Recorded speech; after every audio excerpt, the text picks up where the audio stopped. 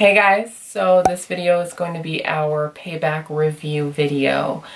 I didn't feel the need to do a reaction because, let's face it, there was really nothing to react to.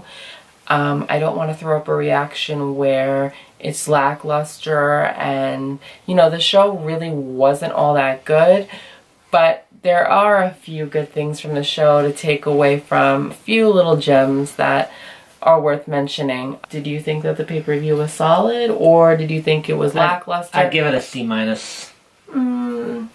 I think having only 13,000 people in attendance speaks volumes of this review. Okay, so let's start with that. So starting off, opening the show, we had Chris Jericho versus Kevin Owens. The shocking moment that nobody predicted.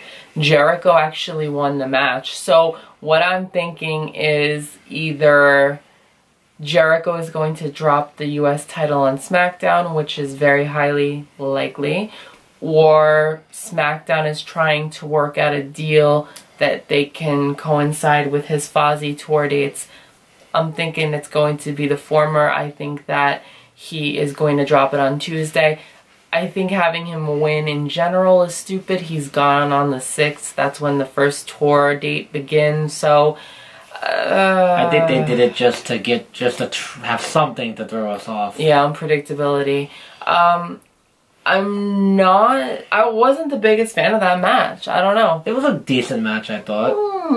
I wasn't really feeling it, honestly. There was a couple other matches that outshined it a lot. Up next, we have Aries versus Neville for the Cruiserweight title. Can I just say that it was a brilliant booking decision to have Neville retain. He's been literally on fire, and Aries cannot get over worth shit. So why would they, you know, have Neville lose when he is on fire in that division? Now that division, let's be honest, it's not going to be anything special no matter what happens, but Neville is the only thing that's fun about the division right now. So keep the title on Neville, and they listen to me.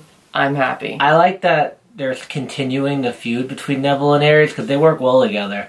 I disagree. I think Aries is very good for the division, even though I feel like he's above it, but Neville is too. But they need the star power in the Cruiserweight division.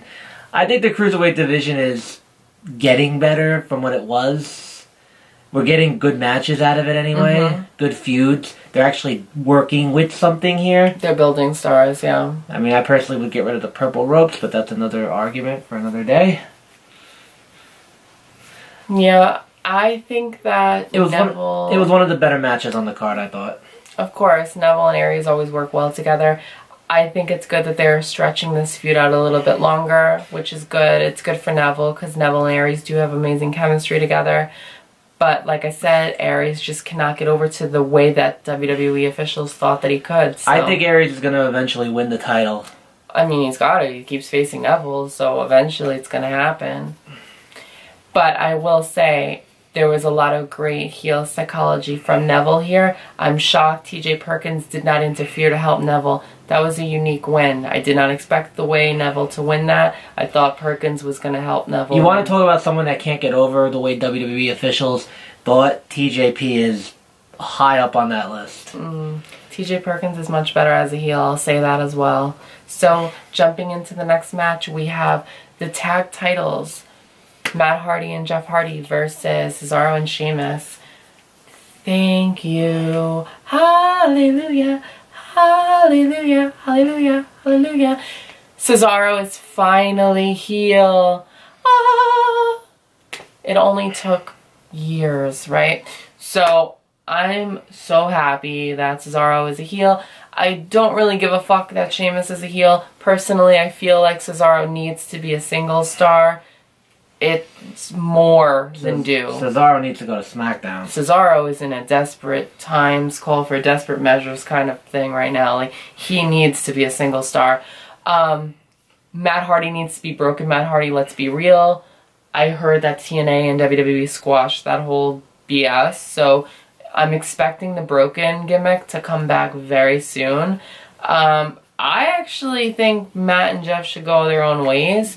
I think that they could both flourish on their own. Them hopefully, if they do bring back the broken thing, Cesaro and Sheamus gives them ammunition to be broken, I guess, by turning on them. Yes, yep. That's what a lot of people are actually saying. Because Matt Hardy can't just... I mean, I understand the broken gimmick is over, but for him to be broken for no reason, they need to have a reason for him to be broken. Well, tonight did actually stir the pot a little bit for him to start being broken again, so... I mean, obviously the Hardys are going to win that match. It was a fairly good match, you know, nothing crazy. Cesaro and Sheamus turned heel. You know... That was the takeaway from the match. Yes. I mean, you know, it was either Matt and Jeff were going their separate ways, or Cesaro and Sheamus were turning heel, and I'm just so glad that they did. I don't really care about Sheamus, to be honest with you, but what I would do is have Cesaro and Sheamus take the titles, and Matt becomes broken again, and they go their separate ways. I think that would be fucking lit. I don't know. You? Personally, I want to see Matt do his broken gimmick as a solo star. I want to see what he could do. I think he could go to the main event. He could put asses in seats. It's long overdue. I will say this, and I'm going to be honest with you guys. If they do not capitalize on this broken gimmick within the next month, the whole delete stuff is going to become obsolete. It's the only thing that was over for TNA, and they let them go. Dumbest move. Yep. Vince, I know Vince is senile, but he's got so many people around him. If they do not have Matt Hardy's gimmick, the broken gimmick, they'll come back to life again. They're losing out on so much money. They'll do it, but here's the thing. It might not have the same original feel it did in WWE as it had in TNA. You got to think about that too. There's got to be a rhyme or reason. But it's over though. I understand, but if it's stupid, it'll kill it. You know what I mean? Like it has to be the right time. We have look how many storylines. Well, the seeds were planted tonight by having Cesaro turn heel and that's a good start abusing. But look at how many storylines WWE has that could have been money that they've killed with dumb booking. Yeah. So hopefully, when WWE does pull the trigger, it's actually something cool and not something that's just lackluster. Yeah, thank you. Yep. So the next match is our match of the night. We both agreed. Alexa Bliss versus Bayley for the Raw Women's Championship. Thank you, Alexa. I've called this in my prediction video. I'm shocked that Sasha wasn't part of this match at all. Alexa Bliss made history tonight. I said this on Twitter.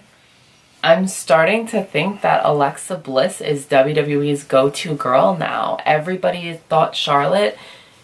Alexa made history, shockingly. I think her mic skills, just her promo work in general, really carried her to this level.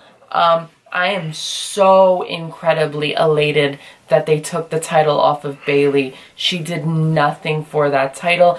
Of course, she had the hometown curse, being in San Jose, her hometown. She did lose. An amazing match, though. Take nothing away from either lady. They have amazing chemistry together. Why do people lose in their hometown? I don't know. With the exception of CM Punk in Chicago, it's very... And The Rock. And The Rock, but The Rock is The Rock, I mean. I will say, though, as much as I dislike Bayley, Alexa can bring something special out of Bayley in that ring. Those two have great chemistry. I'm stoked that Alexa has this title, and I hope she has this title for months. Bayley is really good. It's just, one, she's not the best talker by any means, and two, she has to work with a certain type of wrestler. Her and Alexa worked great together. Alexa's best work was pretty much in NXT. Look at her work with Sasha. You know, I thought Bayley would have kept the title just to prolong a feud with Sasha, but now I'm looking forward to a Sasha-Alexa feud. That's money. Yeah. I'm actually going to have to disagree with you. I think Bayley, Alexa, are the best two together for Alexa. I just think they know each other so well. Here's why I think that they work the best together. Because they've been in NXT the longest out of all the other new girls. So they've gotten to really know each other. So that's the reason why I think they pulled out such a great match. And it is my match of the night for tonight. Alexa's money. She's fire. She's fire. Do not sleep on her. Here's the thing about Alexa. You know, people want to say she, needs work. But I think in the ring, she's great. I don't know. I mean, total package. She's got the ass. She's got the looks. She's got the mic skills. Is she the best in-ring worker? No. No, but she's still great in the ring. She has those skills that are amazing. She's still new. She's very good looking. No guy or girl will deny that. She's hot as fuck. And her promo work is probably the best out of all the women. Dude, no. Her promo work is better than 90% of the guys. Are you kidding me? Well, I'm not comparing her. She shits on everybody. I do agree that she is better than a lot of guys, but I'm just comparing her to the women right now. True. I mean, she's definitely Alexa's money, yes. So up next we have Seth Rollins versus Samoa Joe. And Seth Rollins really lived up to the title of this show, which is Payback. He got his payback in a very weird way. It's a little roll-up. Kind of a lackluster match. Here's the thing. They had him win with the roll-up because it still makes Joe look strong. So it's kind of protecting both people. He did seek his retribution by actually winning the match, but he didn't finish Joe the way that we would think, which is Rollins' finisher. He did not win like that. He won with the roll-up, so take it for what it is. It was okay. It wasn't as good as a lot of people thought. Like, I was watching a lot of other people's prediction videos, and everybody was saying, like, that's going to be the match of the night. Not even close. It could have been. Not even close. It should have been, but it wasn't. But still, it's not Ring of Honor. Still okay for what it was. It was passable.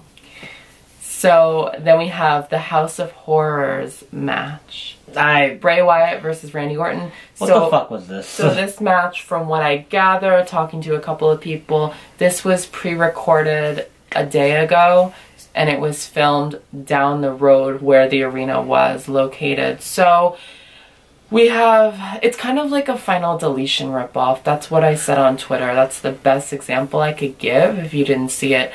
It's just set in a house with creepy dolls hanging from the wall, the ceiling, and they're just throwing each other all around the house. It's kind of so stupid, let's be real. So, can I make a point? I think that we had no world title match. Bray Wyatt had a rematch. Why wasn't this a WWE title match? Or Orton could have just won and then, you know, they could have done all the shenanigans afterwards. Yeah, it's kind of obvious when they said it wasn't for the world title that Bray was going to win, which he did win.